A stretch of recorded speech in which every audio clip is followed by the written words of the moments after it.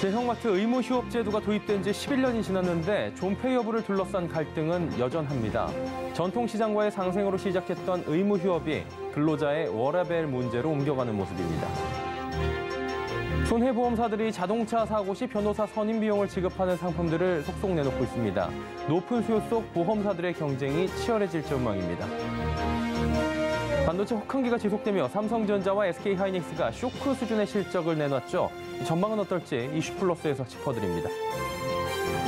벤츠코리아가 올해 국내 시장 공략을 위해 럭셔리와 전동화에 집중합니다. 올해 총 12개의 새로운 차량을 선보인다는 계획입니다. 센 경제 라이브 출발합니다.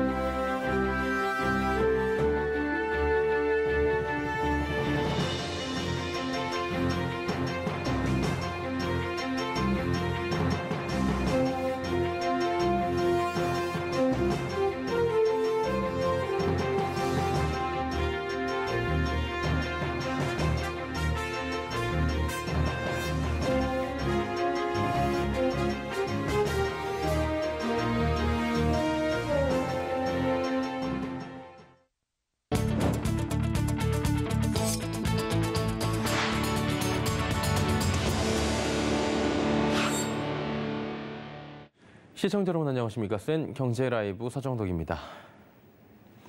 대형마트 의무 휴업 제도가 도입된 지 11년이 지났는데 존폐 여부를 둘러싼 갈등 아직도 지속되고 있습니다. 하지만 속을 들여다본다면 대형마트와 전통시장의 상생이 아닌 기업과 근로자의 워라밸 문제로 화두의 중심이 이동하는 모습입니다. 이호진 기자입니다. 백화점 면세점 노조는 지난 30일 서울 중구 롯데백화점 본점 앞에서 기자회견을 열고 의무 휴업 규제 대상을 백화점과 면세점까지 확대해야 한다고 주장했습니다.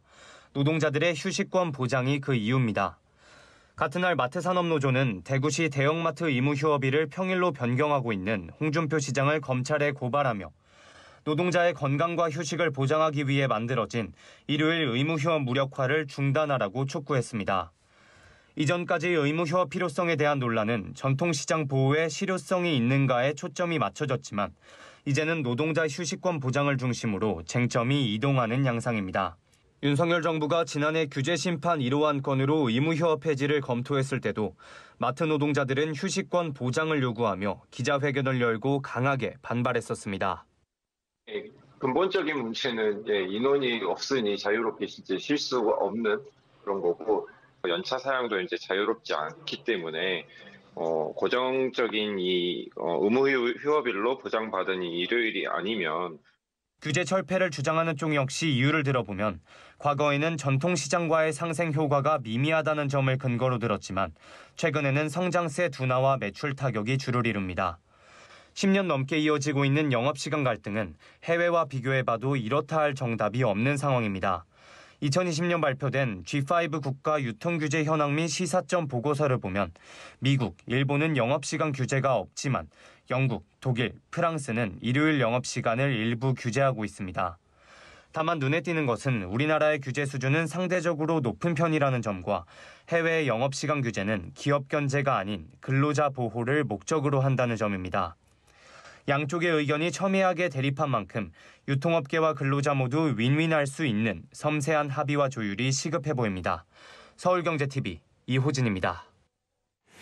교통사고가 난 뒤 처음 경찰 조사를 받을 때가 운전자들이 가장 무섭고 걱정되는 시간이라고 하죠. 바로 변호사들 선임하고 싶은데 비용 부담이 클까 봐 주저하고 계신 분들도 굉장히 많으셨을 텐데요. 최근에 이런 고객의 걱정을 공략해 보장을 확대한 운전자 보험 상품이 속속 나오고 있다고 합니다. 김미연 기자입니다. 손해보험사들이 경찰 조사 단계부터 변호사 선임 비용을 지급하는 상품들을 내놓고 있습니다.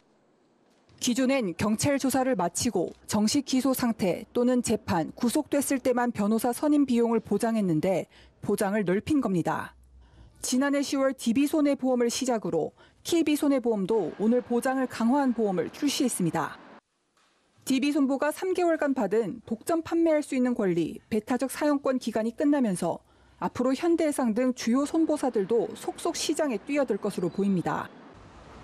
최근 바뀐 제도에 따라 소비자들의 수요가 커졌기 때문입니다. 경찰 조사 단계에서 수사를 종결할 수 있는 검경 수사권 조정이 2년 전부터 시행되면서 교통사고 시 초기 대응이 매우 중요해진 상황. 변호사의 도움을 잘 받아가지고 경찰 조사에 임할 경우에는 검찰에 송치되지도 않고도 잘 사건이 마무리될 수도 있고 이 보장에 대한 부분은 고객의 니즈는 충분히 있었던 상황으로 볼 수. 다만 과다 비용 청구로 인한 보험금 누수는 우려스럽습니다. 보험 가입자가 선임한 변호사가 발행한 세금을 기준으로 보험금이 지급되다 보니 실제 비용보다 과다 청구될 수 있다는 겁니다. 이는 결국 보험료 인상으로 이어집니다. 또 시장 선점을 위한 보험사들의 출혈 경쟁 우려도 나옵니다. 변호사님비도 지금 5천까지 올라왔거든요. 자꾸 천정부지로 이 경쟁에서 올려서 그래 될 게 아니고요. 운전자들이 꼭 필요한 새로운 담보를 다른 보험사에 없는 거를 만들어서 경쟁을 해야지 액수만 높여서 경쟁하는 것은 스스로 출혈 경쟁?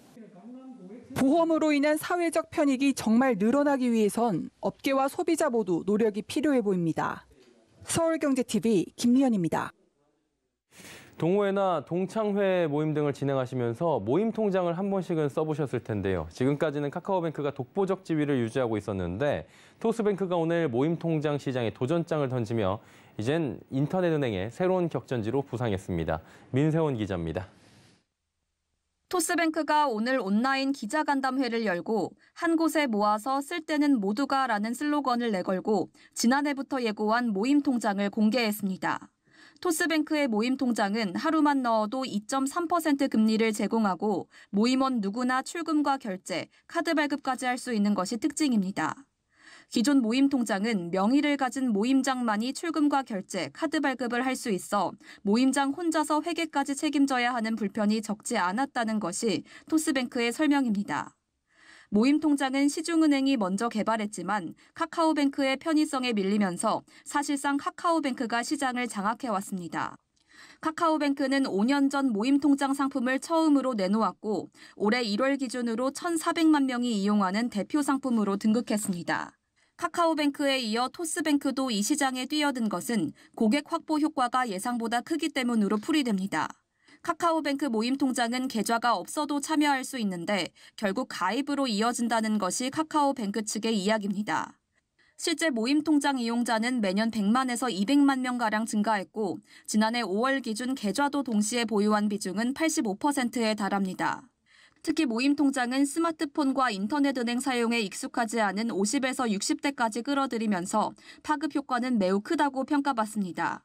그래서 인터넷 은행들은 모임 통장에 많은 혜택을 제공하더라도 이른바 남는 장사가 될 수 있다고 판단합니다. 온라인 플랫폼 기업은 회원의 가치가 가장 중요합니다. 우리가 회원의 가치를 한 명당 10만 원에서 한 20만 원 정도 하는데 회원을 확보하는 것이 온라인 플랫폼 금융기관들의 생존에 달려 있다. 모임 통장 경쟁은 올 상반기에는 최절정에 달할 것으로 보입니다. K뱅크도 늦어도 6월까지는 모임 통장을 출시하기로 했고 카카오뱅크도 최근 새롭게 업그레이드를 하는 등 기존 모임 통장 강화에 나섰습니다. 인터넷은행은 회원 한 명 한 명의 가치가 큰 만큼 앞으로도 모임 통장 등의 전략을 통한 고객 확보 경쟁은 계속될 것으로 보입니다. 서울경제TV 민세원입니다. 올해 코스닥 시장에 새로 입성한 새내기주들의 주가가 흥행가도를 달리고 있습니다. 상장 당일 따상을 기록하며 지난해 혹한기를 보낸 공모주 시장과는 사뭇 다른 분위기가 연출되고 있는데요. 김혜영 기자가 정리해드립니다. 1월 초 코스닥 시장에 입성한 새내기주는 4곳입니다. 공모가 대비 평균 상승률은 116.5%. 반면 같은 기간 코스닥 상승률에 비해 10배 가까이 높은 수준입니다. 수요 예측에서 부진한 성적표를 받아들며 몸값을 낮춘 중소형 공모주들이 연이어 흥행에 성공한 겁니다. 올해 IPO 시장 포문을 연 한주라이트메탈은 공모가 대비 현재 주가 상승률이 48%입니다. 같은 날 상장한 TMC도 상장 후 분위기가 급반전됐습니다. TMC는 일반 공모 청약에서 미달 사태를 기록하며 부진한 성적표를 받아들였지만 현재 주가 상승률은 53%입니다. 낮은 공모가에 가격 메리트가 부각된 데다 반도체 투자 심리가 되살아나며 주가 상승을 견인했습니다. 오브젠 역시 앞선 수요 예측과 공모 청약에서 쓴맛을 봤습니다. 오브젠의 기관 수요 예측 경쟁률은 100대 1에도 미치지 못했고 공모가 경쟁률 역시 5.9대 1에 그쳤습니다. 그러나 오브젠은 상장 당일 따상에 성공하며 148%의 수익률을 기록하고 있습니다. 몸값을 낮춘 데다 적은 매물 부담에 상승여력이 높아진 겁니다. 오브젠의 상장 직후 유통 가능 물량은 23.6%로 통상 공모주의 유통 가능 비율이 30에서 40%라는 점을 감안하면 긍정적인 수준입니다. 이와 함께 상장 당일 따상에 성공한 미래반도체는 191%의 상승률을 기록하며 고공행진하고 있습니다. 서울경제TV 김혜영입니다.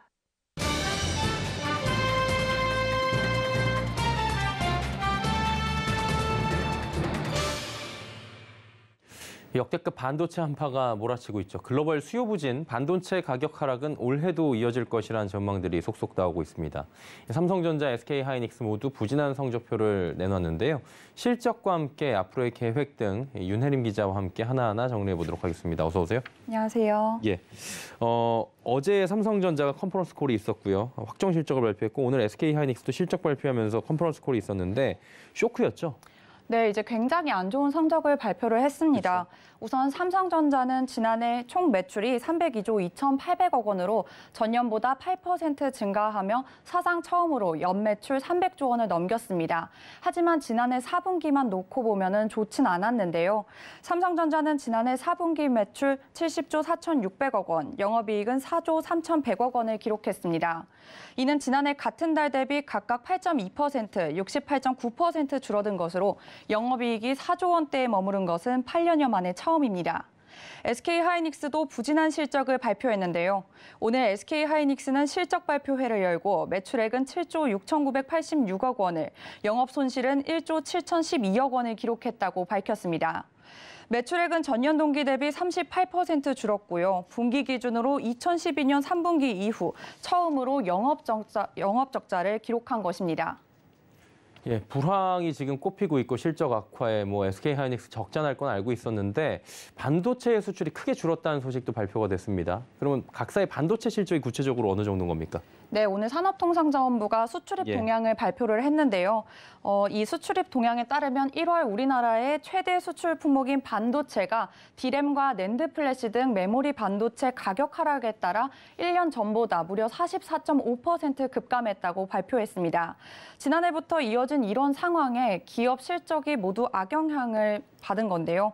지난해 4분기 삼성전자의 반도체 부문이죠. DS 부분의 영업이익은 2,700억 원에 그쳤습니다. 이는 전년보다 96.9% 급감한 수치로 업계의 전망치인 5,500억 원의 절반 수준입니다. 이는 금융위기 여파에 적자를 기록했던 2009년 1분기 이후 분기 최저 실적을 기록한 것인데요.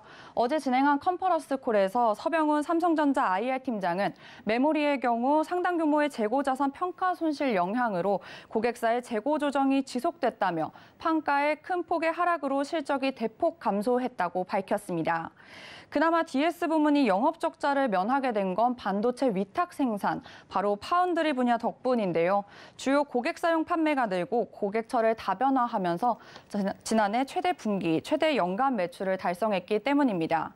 SK하이닉스는 부문별 실적을 밝히진 않았는데 이제 삼성전자와 달리 전년 기준으로 했을 때 전체 매출에서 메모리 비중이 90% 이상인 만큼 영업 적자를 면치 못했다는 겁니다. 예. 지난해 이미 SK하이닉스는 감산 계획을 밝힌 바가 있었습니다. 그리고 삼성전자도 실적 악화가 기정사실이었던 만큼 감산에 나설 것이다. 이렇게 주목을 하고 있었는데 어떻게 된 겁니까? 인위적 감산 정도로 봐야 되는 겁니까? 아니요. 이제 삼성전자는 인위적인 감산은 없다라는 입장을 예. 이제 밝혔습니다. 예. 이제 반도체의 원판이 웨이퍼 투입량을 조절해서 반도체 생산량을 줄이면 가격 하락세가 멈추는데요. 이제 SK하이닉스가 지난해 50%, 마이크론이 30% 감산하겠다고 말했던 경쟁사와는 좀 대비되는 모습입니다. 오늘 SK하이닉스는 디램과 낸드 플래시 등 반도체 웨이퍼 생산량을 전년 대비 축소하겠다고 재차 입장을 확인시켰습니다. 삼성전자와 SK하이닉스의 입장 각각 들어보겠습니다. 이에 당사는 중장기 수요 대응을 위한 인프라 투자를 지속하여 필수 쿨링룸을 확보하고자 합니다. 결론적으로 올해 KPEX는 전년과 유사한 수준이 될 것입니다. 또한 공정기술 경쟁력 강화와 조기 안정화를 위해서 KPEX 내에서 R&D 항목의 비중도 증가할 것으로 예상됩니다. 디램은 전분기 대비 2자릿수, 낸드는 1자릿수 후반 줄어든 수준의 출하량을 계획하고 있습니다. 시장 환경에 맞춰 올해 연결 기준 투자를 작년에 19조 원 대비 50% 이상 축소할 계획입니다. 네, 삼성전자가 어쩔 수 없이 감산에 나설 것이라는 시장의 예상을 뒤엎었는데요. 이제 전문가들은 삼성전자가 이제 강점이 있기 때문에 가능한 결정이라는 의견을 냈습니다. 반도체 사이클을 보면 지금 사실은 마켓 시어 싸움이 좀 강한데 장치에 대한 감가상각이 다 빠지고 그러니까 결국은 시장 점유율 싸움으로 확대하기 위해서 계속해서 감산 없이 가는 걸로 판단이 돼요. 예, 두 기업 모두 실적 발표와 함께 반도체 출하량에 대한 전망까지 발표를 했는데 출하량에 대해서는 지금 어떻게 보고 있습니까? 이제 1분기는 모두 안 좋을 거라고 두 기업이 말했는데 이제 올해로 넓게 봤을 때는 두 기업 모두 긍정적인 대답 내놨습니다. 이제 올해 안에 수요 회복이 시작될 것이라는 전망을 내놓은 것인데요. 삼성전자는 1분기 디램 수요 비트그로스는 이제 비트 단위로 환산한 생산량 증가율을 말하는데 이제 디램은 한 자릿수 초반 감소를 얘기를 했고요. 낸드의 경우 한 자릿수 중반 정도 감소할 것으로 전망을 했습니다. 다만 DDR5나 GAA 등 이제 첨단 공정과 제품 비중을 확대하며 하반기 수요 회복에 대비할 것이라고 밝혔습니다. SK하이닉스 역시 상승 국면이죠. 업턴에 대비해서 DDR5, LPDDR5 등 신제품 양산을 위한 이제 필수 투자와 연구 개발 그리고 인프라 확대 투자는 지속하겠다고 밝혔습니다. 업계의 감산 영향이 1분기부터 가시화되고 투자 축소로 향후 공급 여력 또한 줄어들게 되면 올해 중에 재고 정상화가 이루어지고 내년에는 예상을 뛰어넘는 수준의 업턴도 기대됩니다. 예, 반도체 업황 이야기들 오늘 나눠봤고요. 윤혜림 기자와 함께했습니다. 고맙습니다. 감사합니다.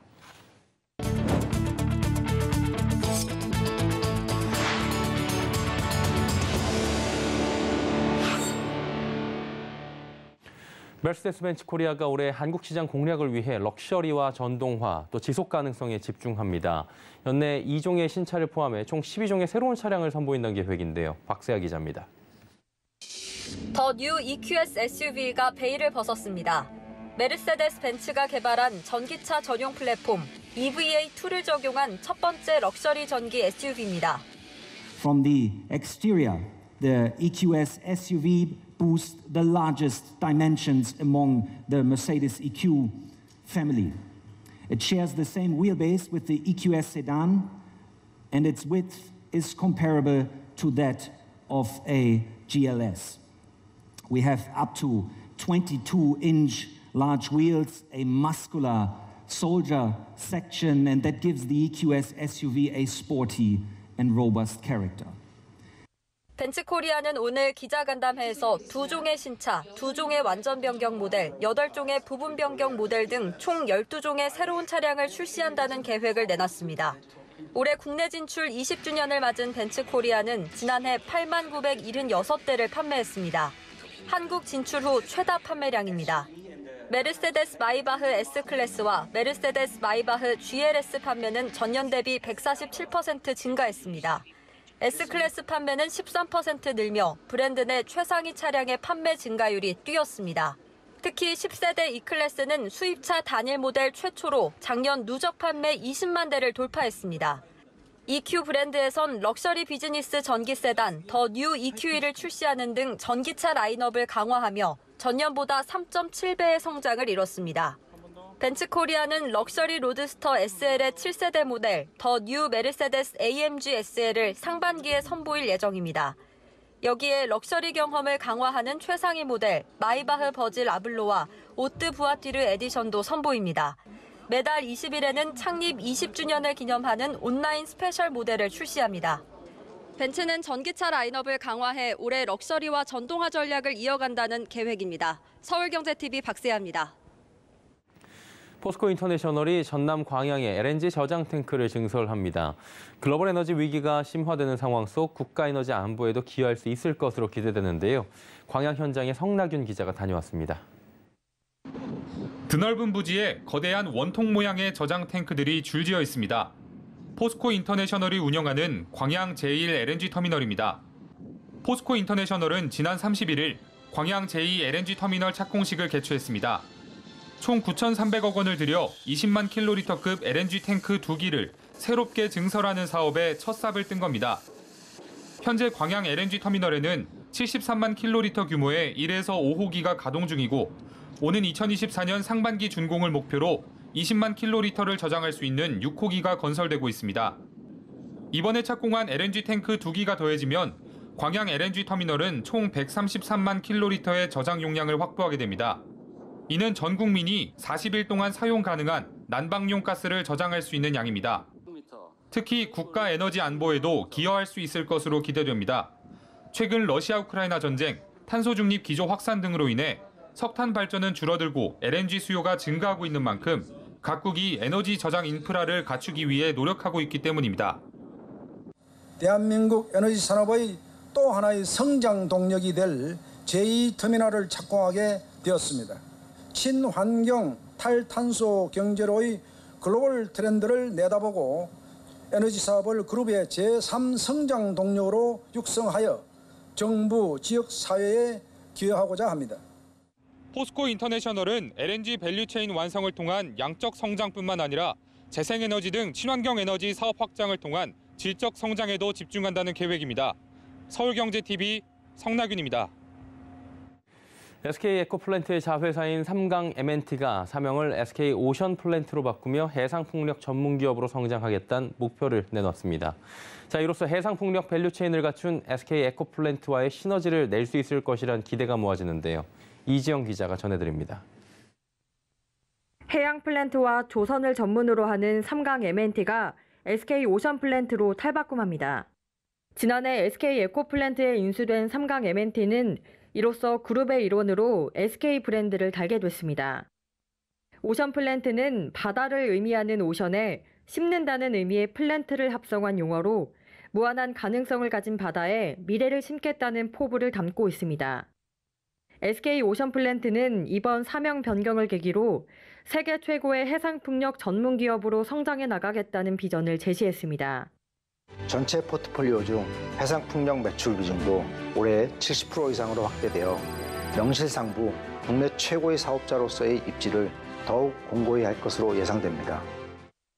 해상풍력은 공간의 제약을 받지 않기 때문에 육상풍력보다 터빈을 대형화할 수 있고 발전단지의 대규모화가 가능해 전력 생산에 필요한 비용도 낮출 수 있다는 장점이 있습니다. 이런 이유로 전 세계 해상풍력 발전 시장 규모는 빠른 속도로 성장할 것으로 전망됩니다.